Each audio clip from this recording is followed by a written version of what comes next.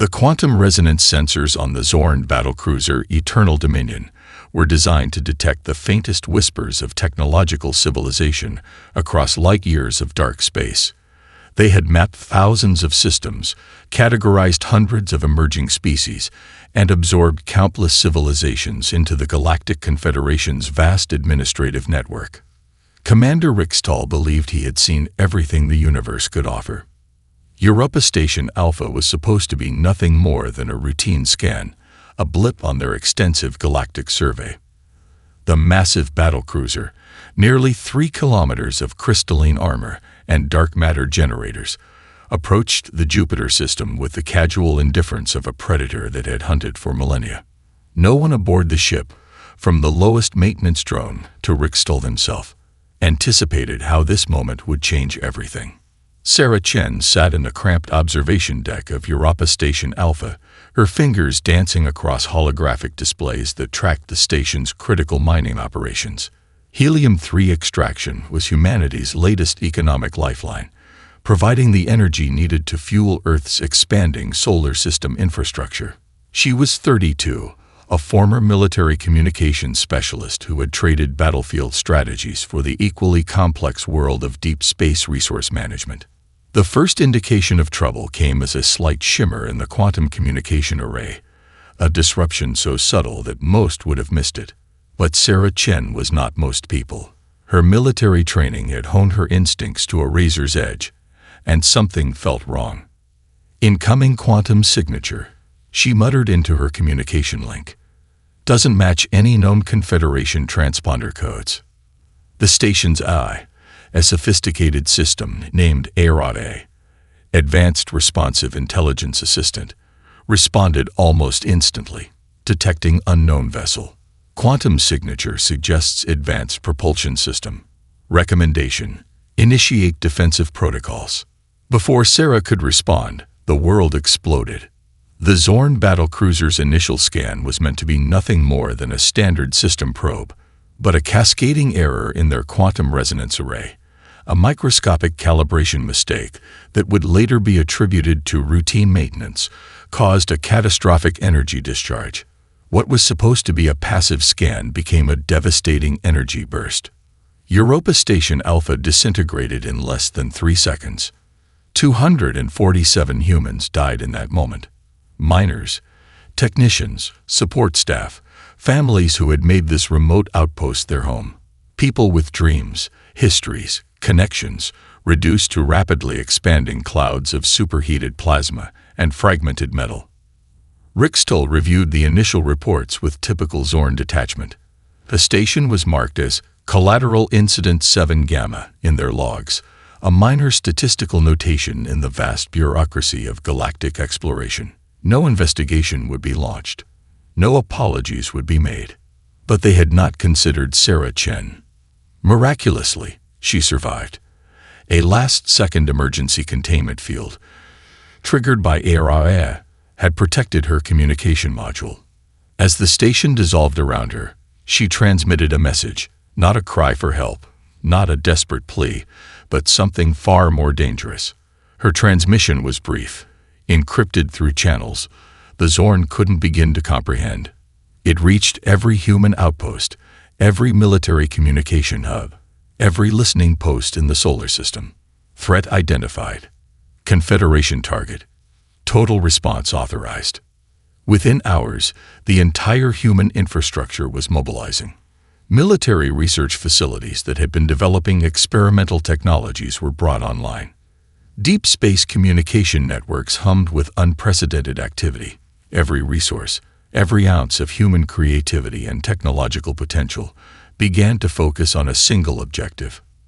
In the cold darkness of space, Commander Rixtal would later reflect on this moment, though he did not yet know its significance. The Zorn had conquered civilizations for millennia. They had absorbed technological cultures, dismantled resistance movements, and expanded their confederation with ruthless efficiency. They had never encountered humanity. Sarah Chen, floating in the remnants of her destroyed station, allowed herself the briefest moment of grief. Then her lips curled into a smile that would have chilled the blood of any Zorn commander.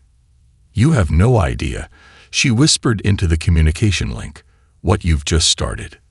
The spark of conflict had been struck, and humanity was about to show the galaxy what fire truly meant. The Global Defense Initiative's underground complex in the Chilean Andes was neither a military base nor a research facility.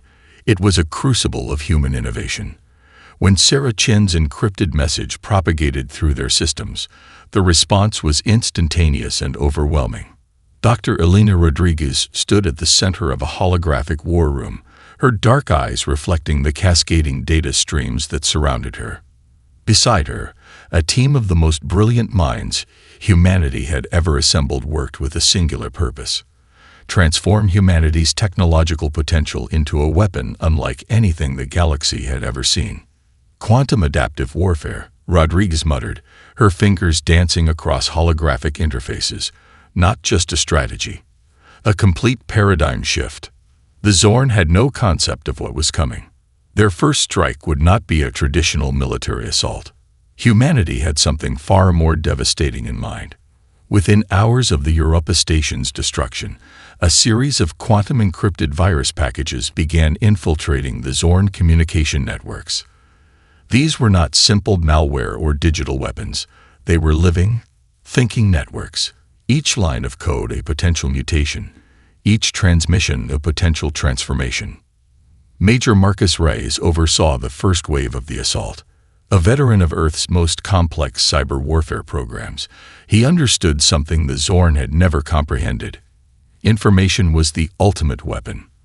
The viruses didn't just breach defenses, they rewrote them, turning the Zorn's own communication infrastructure into a weapon against itself. Swarm drones, each the size of a basketball and equipped with adaptive quantum processors, began to deploy across the solar system. They moved not as individual units, but as a collective intelligence, a living, breathing network that could reshape itself mid-operation. Where traditional military doctrine saw units as expendable, these drones were organic, adaptive, almost sentient. The most shocking element of the human response was its psychological warfare. Within 72 hours of the Europa station's destruction, every single Zorn command officer's personal information was broadcast across galactic communication channels. Their family histories, secret communications, most intimate vulnerabilities, all laid bare for anyone to see. Commander Rickstall watched in horror as his own personal records were displayed. Communications with forbidden lovers, secret political manipulations, financial indiscretions that would have ended his career in the Confederation. The Zorn prided themselves on their rigid social structures and absolute control of information. Humans had just demonstrated how meaningless those structures could be.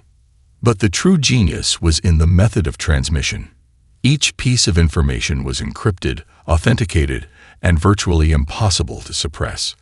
The more the Zorn tried to contain the leak, the more it spread. Their own communication networks became the vector of their own destruction. "We're not just fighting," Rodriguez explained to the assembled military and scientific leadership. "We're dismantling their entire conceptual understanding of conflict." The first Zorn retaliatory strike came quickly. A massive energy burst targeted at human communication satellites. They expected total communication blackout. Instead, they discovered a network so robust, so adaptive, that their attack merely became another piece of data in humanity's growing understanding of their tactics. Quantum-entangled communication nodes, developed in secret over decades, meant that human communication could not be disrupted by traditional means. Each satellite was not just a communication point, but a node in a living, breathing network that could reroute, adapt, and continue functioning under conditions that would destroy conventional systems. Sarah Chen, now leading the strategic response team, watched the initial exchanges with a cold, calculating precision. The Zorn believed they were engaging in a traditional military conflict. Humanity was playing an entirely different game, one where the battlefield was information, adaptation, and psychological transformation. "They think they're fighting a war," Chen said to Reyes. "We're conducting an evolutionary experiment." By the end of the first week, the Zorn Confederation had lost more communication infrastructure than in the previous century of their expansion. But the true damage was psychological. They had encountered a species that did not play by any known rules of engagement. Humanity had just introduced the galaxy to a new concept of warfare, one where the line between technology, strategy, and living intelligence became irrevocably blurred. The first strike was complete. And it was only the beginning. The Global Defense Initiative's primary research complex was unlike any scientific facility in human history. Buried beneath the Atacama Desert, it represented the culmination of humanity's most radical technological ambitions. Here, the line between military research and pure scientific innovation had completely dissolved.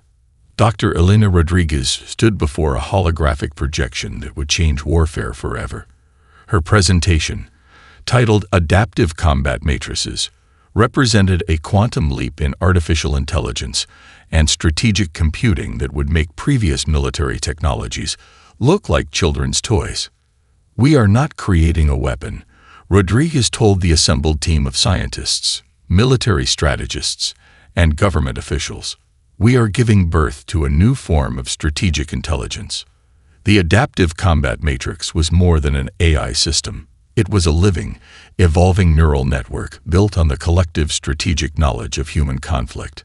Centuries of war, from ancient battlefield tactics to modern cyber warfare, had been compressed into quantum neural networks that could learn, predict, and counter enemy strategies in microseconds. What made the system truly revolutionary was its fundamental architecture. Traditional military AI was rigid, programmed with specific parameters and limited adaptive capabilities. The Adaptive Combat Matrix was different. It was designed to be fundamentally unpredictable, to learn and mutate its own strategic protocols in real time. Dr. Aisha Nakamura, a renowned xenopsychologist who had been integral to the project, explained the core philosophy. "Every conflict is an evolutionary process," she said. "Our AI doesn't just respond to threats.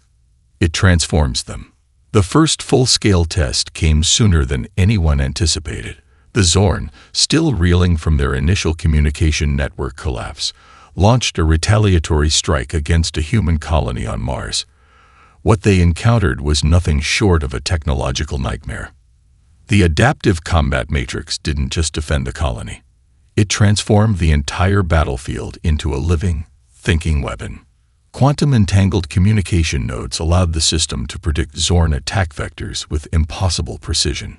Swarm drone networks reshaped themselves instantaneously, creating defensive and offensive formations that defied traditional military logic.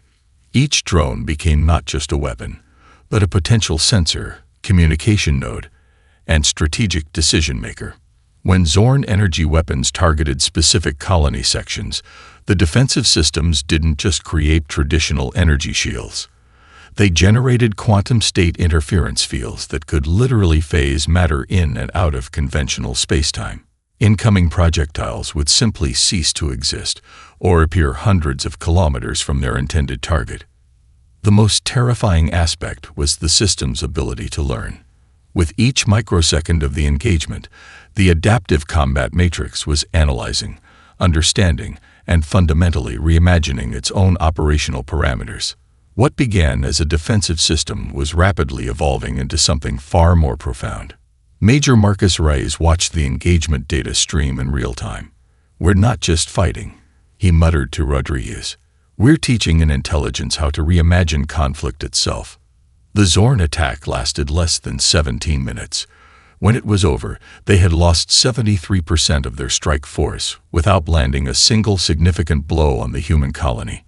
More importantly, they had provided the Adaptive Combat Matrix with an entirely new dataset to analyze and learn from. Back in the research complex, Rodriguez and her team celebrated not with champagne, but with data analysis and system diagnostics. They understood they were witnessing something unprecedented. The birth of a technological intelligence that could evolve faster than any biological or artificial system previously known. "This is more than a weapon," Rodriguez said, reviewing the engagement logs. "This is the next stage of human strategic evolution." The Zorn Confederation had no idea what was coming. Humanity was about to show them that the true battlefield was not in space or on planets, but in the realm of pure adaptive intelligence. The technological metamorphosis had begun. Major Marcus Reyes understood something fundamental about warfare that most military strategists missed.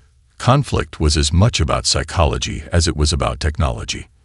Where alien species saw battle as a mathematical equation of firepower and strategic positioning, humans recognized it as a complex dance of perception, manipulation, and mental endurance. The Battle of Phobos would become a case study in psychological warfare that would be analyzed for generations. Reyes stood in the Advanced Operations Center, a holographic environment that pulsed with real-time data streams and quantum communication networks. Around him, a team of specialists that defied traditional military classification worked with an almost surgical precision. Psychologists sat alongside quantum engineers. Linguists worked with AI specialists. The boundaries between disciplines had completely dissolved. Their target was not just the Zorn fleet approaching the Martian orbital zone. Their target was the Zorn's fundamental understanding of conflict itself. The first phase of the psychological assault began with disinformation so complex that it bordered on art. Quantum encrypted communication channels began broadcasting multiple, simultaneous narratives. Each transmission was a carefully crafted piece of strategic deception, some true, some false, all designed to create maximum psychological disorientation. Holographic projections appeared across the Zorn fleet's sensor arrays. To their tracking systems, it looked like hundreds of human vessels were preparing for battle. Each projection was a living, breathing simulation, complete with quantum signatures, thermal emissions, and communication patterns so intricate that they were virtually indistinguishable from real ships. But the real genius was in the details. Some holographic ships displayed deliberate vulnerabilities. Others showed aggressive positioning that seemed tactically nonsensical.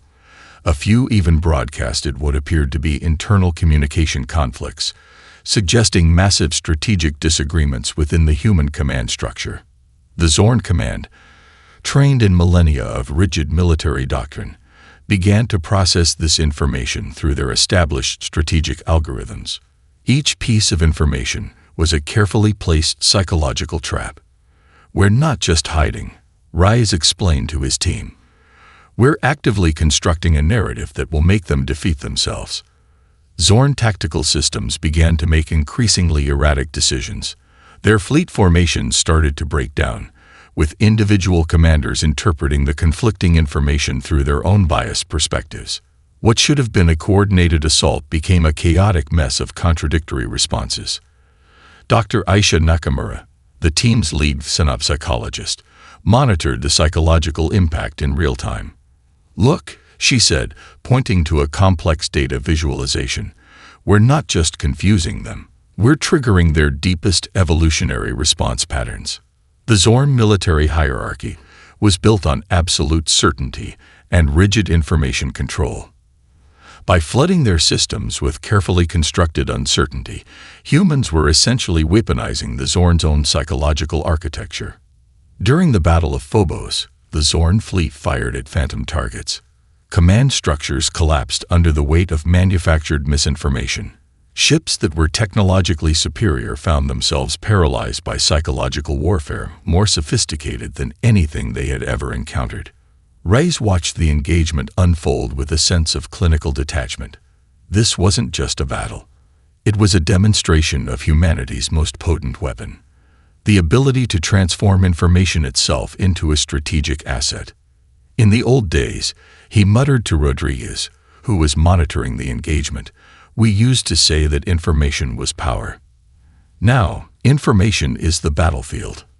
When the engagement concluded, the Zorn had lost 62% of their fleet, not to traditional weapons, but to their own psychological breakdown. They had been defeated by an enemy that understood something fundamental. In the complex landscape of interstellar conflict, the most powerful weapon was the ability to make your enemy defeat themselves. The psychological battlefield had revealed humanity's true strength. They didn't just fight wars. They reimagined the very concept of conflict. The Battle of Proxima Centauri was never supposed to be humanity's defining moment. It was supposed to be another skirmish, another data point in the escalating conflict between humans and the Zorn Confederation. Instead, it would become the moment that rewrote the fundamental understanding of warfare across the known galaxy. 12,000 kilometers from the primary engagement zone, Sarah Chen sat in a quantum-shielded command center that looked more like a scientific research station than a military installation. Her team was a carefully curated mix of military strategists, quantum physicists, and adaptive systems engineers. They weren't just preparing for a battle. They were conducting an evolutionary experiment. The Zorn Confederation fleet approached with what they believed was overwhelming superiority. 317 capital ships, each larger than most human space stations, supported by thousands of support vessels and drone platforms. Their tactical systems had been refined over millennia of galactic conquest. They had absorbed hundreds of civilizations, dismantled countless resistance movements. They had never encountered humanity. As the first wave of Zorn vessels entered the Proxima Centauri system, the human response defied every known principle of space warfare. Instead of traditional fleet formations, human vessels moved like a living, breathing organism. Each ship was not just a weapon, but a potential communication node, sensor platform, and adaptive combat system. The adaptive combat matrix that Dr. Elena Rodriguez had developed was about to be tested at a scale never before imagined. Initiate quantum entanglement communication protocol, Chen commanded. The words seemed almost mundane, but they triggered a cascading sequence of events that would shock the entire Zorn command structure. Human ships didn't just move. They predicted. They anticipated. They existed in multiple potential states simultaneously, their quantum communication networks allowing for a level of coordination that appeared almost telepathic. Where a traditional military would see individual vessels, the human fleet moved as a single living intelligence. Zorn energy weapons that should have obliterated entire human squadrons found themselves targeting empty space, or worse, redirected back towards their own fleet. Defensive systems that had been developed over centuries became useless against an enemy that could literally phase in and out of conventional spacetime. Major Marcus Rice watched the engagement data stream in real time. "We're not just fighting," he said to Dr. Rodriguez. "We're demonstrating an entirely new approach to conflict." The most shocking element was the speed of adaptation.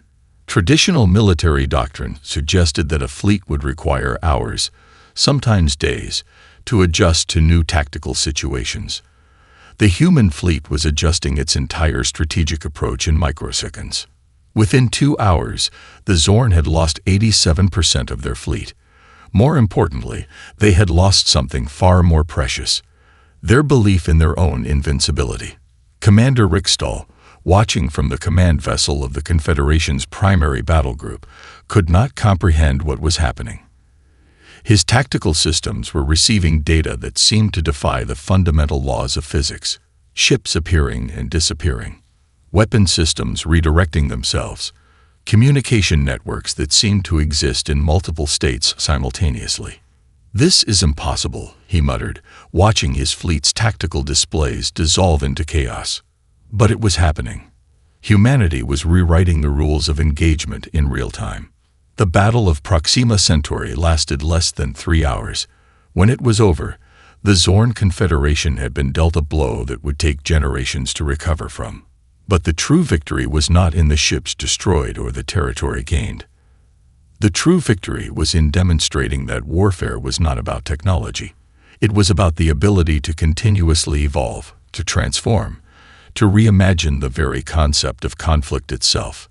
Humanity had just shown the galaxy what that truly meant. Dr. Aisha Nakamura's groundbreaking work, Conflict as Catalyst, would become required reading across every military and philosophical institution in the known galaxy.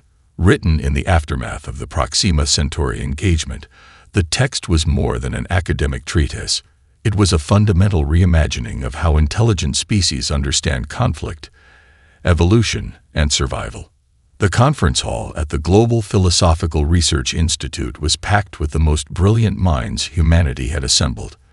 Military strategists sat alongside quantum physicists, evolutionary biologists, and neural network specialists. The boundaries between disciplines had completely dissolved. "Conflict is not destruction," Nakamura began, her voice calm and precise. "Conflict is transformation." Her central thesis was revolutionary. Where most species viewed warfare as a means of territorial expansion or resource acquisition, humans had evolved to see conflict as a complex evolutionary mechanism. Each challenge was an opportunity to grow, to adapt, to become something fundamentally new. The Zorn Confederation represented the opposite approach. They had developed a military and cultural philosophy based on absolute control, rigid hierarchies, and the suppression of variability. Their entire civilization was built on the premise that stability was the ultimate goal. Humanity demonstrated that instability was the true engine of progress. Major Marcus Reyes, sitting in the front row, understood this philosophy intimately. His entire career had been a testament to human adaptability. Where traditional military leaders saw challenges as obstacles, Reyes saw them as opportunities for radical innovation. "We don't fight to win," Nakamura continued. "We fight to become better versions of ourselves." The philosophical implications were staggering. The human approach to conflict was not about defeating an enemy, but about using the challenge of conflict to drive continuous self-improvement. Each engagement was a learning opportunity, each setback a potential breakthrough. The adaptive combat matrix developed by Dr. Elena Rodriguez was the perfect embodiment of this philosophy. It wasn't just a weapon system. It was a living, learning intelligence that grew more sophisticated with each interaction. Where the Zorn saw technology as a static tool, humans saw it as a dynamic, evolving partner. Sarah Chen, who had been instrumental in humanity's initial response to the Zorn attack, saw this philosophy as the ultimate human advantage.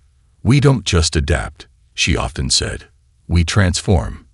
During classified briefings, Chen would demonstrate how human military strategy had become a form of applied evolutionary biology. Each engagement was studied not just for its immediate tactical results, but for the deeper insights it provided into adaptive systems. The research was producing breakthroughs that extended far beyond military applications. Neural network designs inspired by human conflict resolution were revolutionizing everything from medical diagnostics to planetary terraformation technologies. "Imagine a civilization," Nakamura told her audience, "that sees every challenge as an opportunity for growth. A species that doesn't just survive conflict, but actively uses conflict as a mechanism for continuous self-improvement." The Zorn Confederation had developed their military doctrine over thousands of years. They believed in predictability, in control, in the suppression of variability. Humanity was demonstrating that true strength came from embracing uncertainty, from seeing chaos not as a threat, but as the primary mechanism of evolution. By the end of her presentation, the conference hall was silent. Military commanders, scientists, philosophers, they all understood that something fundamental had changed. Humanity was not just fighting a war. They were conducting a radical experiment in collective intelligence and adaptive evolution. "We are not just a species," Nakamura concluded. "We are a continuous process of becoming." The galaxy was about to learn what that truly meant. The diplomatic chamber on the neutral space station was unlike any negotiation site in galactic history. Where previous surrender conferences had been exercises in political posturing, this was something entirely different. Humanity was about to redefine the very concept of interstellar diplomacy. Commander Rickstall entered the chamber with the weight of a 1,000-year-old civilization pressing down on his shoulders. The Zorn delegation looked nothing like their previous confident selves. Their once rigid postures were now marked by a profound sense of existential uncertainty. Sarah Chen sat at the head of the human delegation. She was not a military commander. She was not a politician. She was something far more dangerous. A strategic visionary who understood that true power was not about conquest, but transformation. "We are not here to discuss territorial concessions," Chen began, her voice calm and precise. "We are here to propose a complete reimagining of interstellar cooperation." The Zorn had expected demands for resources, for planetary territories, for reparations. Instead, they were about to receive a proposal that would fundamentally reshape their entire civilization. Humanity's terms were both simple and revolutionary. The Zorn Confederation would not just surrender. They would integrate. Their entire technological and cultural database would be opened. In return, humans would share their most potent resource, their method of continuous adaptation and innovation. Dr. Elena Rodriguez presented the technical details. The proposal was not a traditional technology transfer. It was an invitation to a radical form of collective evolution. Human adaptive systems would be integrated into Zorn infrastructure, not as a conquering technology, but as a collaborative platform for continuous improvement. Imagine, Rodriguez explained, a civilization that sees every challenge as an opportunity for growth, not just for survival, but for fundamental transformation. The most shocking element was the lack of traditional punitive measures. Humanity was not interested in punishment. They were interested in potential. Major Marcus Reyes, who had been instrumental in developing the psychological warfare strategies, explained the philosophical underpinning. "We're not defeating you," he told the Zorn delegation. "We're inviting you to become something new." Commander Rickstall, who had once dismissed humanity as a primitive species, now understood the true depth of their strategic vision. This was not a traditional surrender. This was an evolutionary intervention. The terms included complete access to human adaptive technologies. The Zorn would receive not just blueprints or technical specifications, but living, evolving systems that could continuously learn and transform. Their rigid hierarchical structures would be systematically redesigned to embrace variability and continuous adaptation. As the negotiations progressed, it became clear that this was more than a diplomatic conference. It was a fundamental reimagining of how intelligent civilizations could interact. Dr. Aisha Nakamura, the xenopsychologist who had developed much of the philosophical framework for human-alien interaction, watched the proceedings with a sense of profound significance. "We are not conquering," she had written in her landmark text. "We are inviting collective evolution." When Commander Rickstall finally signed the agreement, it was not with a sense of defeat, but with a growing understanding of a fundamentally different approach to civilization-level development. The surrender documents were not written in legal language. They were more like an invitation, a collaborative framework for continuous transformation. Humanity had not just won a war. They had demonstrated an entirely new approach to interstellar interaction, not through domination, but through an invitation to collective growth.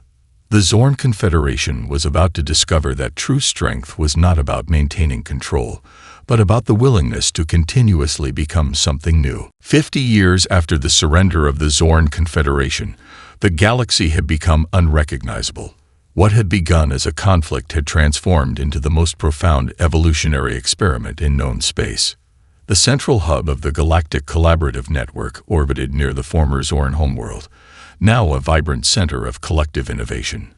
Dr. Elena Rodriguez, now in her 80s, watched the holographic displays that tracked the continuous transformation of civilizations across multiple star systems. What humanity had introduced was more than a technological revolution. It was a fundamental reimagining of how intelligent species could exist and evolve. The adaptive collaborative framework, developed from the original adaptive combat matrix, had become the primary operating system for interstellar cooperation. Where previous galactic civilizations had been built on rigid hierarchies and territorial expansion, this new model emphasized continuous adaptation, collective learning, and mutual transformation. Sarah Chen, now the senior diplomatic advisor to the Galactic Collaborative Council, reflected on the journey that had brought them here. The initial conflict with the Zorn had been nothing more than a catalyst, a violent birth of a new way of understanding intelligence and cooperation. "We didn't conquer," Chen often explained to young diplomats and researchers. We invited evolution. The technological breakthroughs were staggering. Planetary terraformation technologies that could transform hostile environments in decades instead of millennia. Communication networks that could translate not just languages, but entire cultural contexts.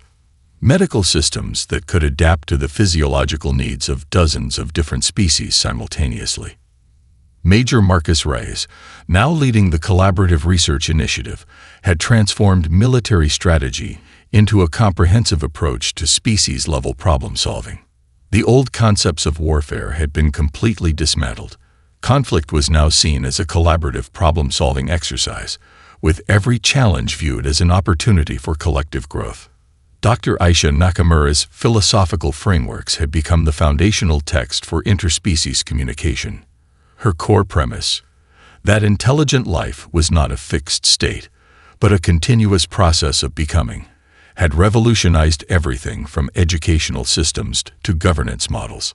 The Zorn, who had once been a rigid, conquest-driven civilization, had become the most enthusiastic adopters of this new approach. Commander Rixtal's descendants were now leading researchers in adaptive systems design, their once rigid hierarchical structures completely transformed. We discovered something fundamental, one Zorn researcher explained during a collaborative symposium.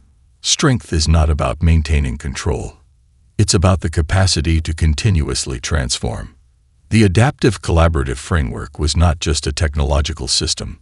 It was a living, evolving intelligence that spanned multiple civilizations. Each species contributed its unique perspective, its specific evolutionary adaptations, creating a collective intelligence that was far more powerful than any individual civilization could achieve. Planetary systems that had once been battlegrounds became centers of collaborative research. The resources that were once spent on military development were now channeled into collective problem-solving. Climate restoration, interstellar communication, fundamental scientific research. These became the new battlegrounds of innovation. Sarah Chen's original insight, that information was the ultimate weapon, had evolved into a comprehensive approach to collective intelligence. Every challenge was an opportunity. Every conflict was a potential breakthrough. The human approach to warfare had transformed the very concept of civilization. As Dr. Rodriguez reviewed the latest collaborative research reports, she couldn't help but smile. What had begun as a defensive response to an alien attack had become a fundamental reimagining of how intelligent life could exist and grow. Humanity had not conquered the galaxy. They had invited it to become something entirely new. The Galactic Collaborative Network pulsed with potential, a living testament to the power of continuous adaptation. Billions of species, millions of planetary systems, all connected through a framework that saw diversity not as a threat, but as the primary mechanism of collective evolution. We are not just exploring the galaxy, Chen would often say. We are discovering what it means to be truly alive. And in that discovery, humanity had found its true purpose, not as conquerors, but as catalysts of a profound, ongoing transformation.